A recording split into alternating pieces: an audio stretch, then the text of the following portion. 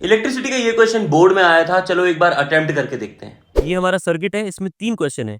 Find the potential difference across R2, find the value of R2 and find the value of R1। इस setup में battery का potential है 12 volt which is V total. R1 ये setup और 2 ओम का resistor आपस में series में है, तो इनमें से सेम ही करंट पास करेगा विच इज 2 एम्पेयर। इस करंट को मानेंगे I टोटल। यहाँ पर देखिए 4 ओम का रेजिस्टर और R2 आपस में पैरेलल में है, तो ये दोनों सेम वोल्टेज के अक्रॉस करेक्टेड है। तो R2 का वोल्टेज पता करने के लिए हम सीधा 4 ओम के रेजिस्टर का वोल्टेज निकाल लेंगे। R2 में जो करंट पास कर रहा है वो 2 माइनस 1.5 0.5 है। 2 एम्पेयर आया, 1.5 ऊपर गया, बाकी का बचा हुआ 0.5 एम्पेयर नीचे R2 से पास हो गया। अगर हम 4 ओम के रेजिस्टर की वोल्टेज फाइंड करें तो V is equal to I are.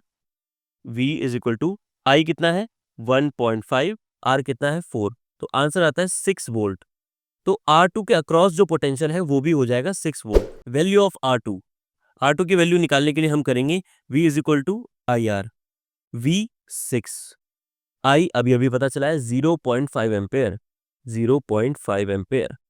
R यानी कि R2, R2 को इधर छोड़कर अगर हम 0.5 एम्पेयर को यहाँ ले जाएंगे तो ये डिवीजन में चले जाएगा। तो 6 अपॉन 0.5 इज इक्वल टू 12 ओम। तो R2 की वैल्यू आती है 12 ओम। R1 की वैल्यू निकालनी है। रेजिस्टेंस की वैल्यू निकालने के लिए हमें करंट चाहिए होता है और वोल्टेज चाहिए होती है, जो कि गिवन नहीं है।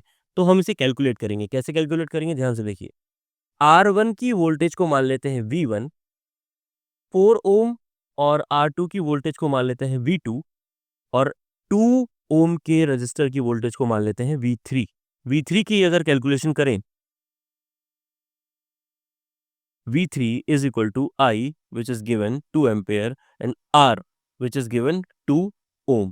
तो यहाँ से V3 की वैल्यू आती है 4 वोल्ट। अब इन वैल्यूज को यहाँ पर पुट कर देंगे। V1 की वैल्यू पता नहीं, V2 की वैल्यू 6 वोल्ट, V3 की वैल्यू 4 वोल्ट और V टोटल की वैल्यू 12 वोल्ट।